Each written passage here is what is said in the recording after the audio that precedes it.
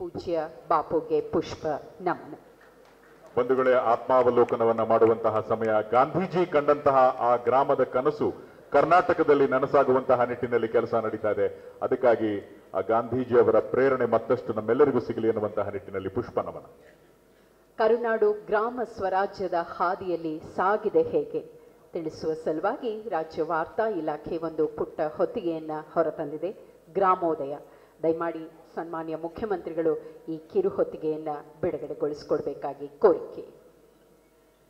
ವಾರ್ತಾ ಮತ್ತು ಸಾರ್ವಜನಿಕ ಸಂಪರ್ಕ ಇಲಾಖೆ ಸಾಧ್ಯ ಮಾಡಿಕೊಟ್ಟಿರುವಂತಹ ಕಿರು ಹೊತ್ತಿಗೆ ಗ್ರಾಮೋದಯ.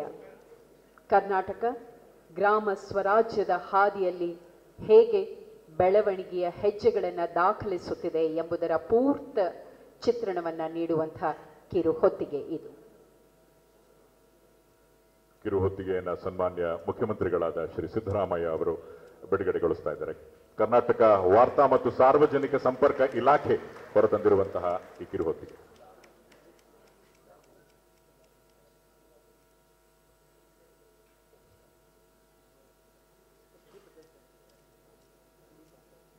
ಗ್ರಾಮೋದಯ.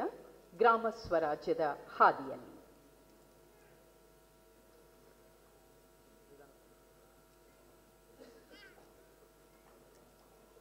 ಮುಖ್ಯಮಂತ್ರಿಗಳಿಗೆ ಧನ್ಯವಾದಗಳು.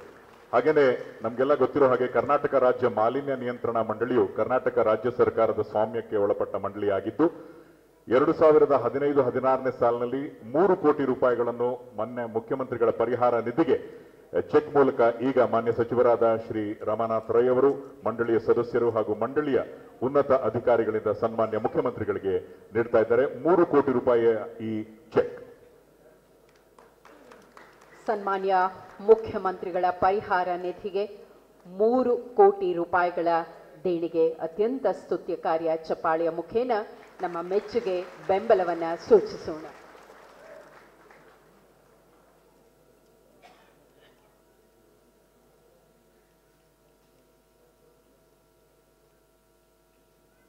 ವಂದನೆಗಳು.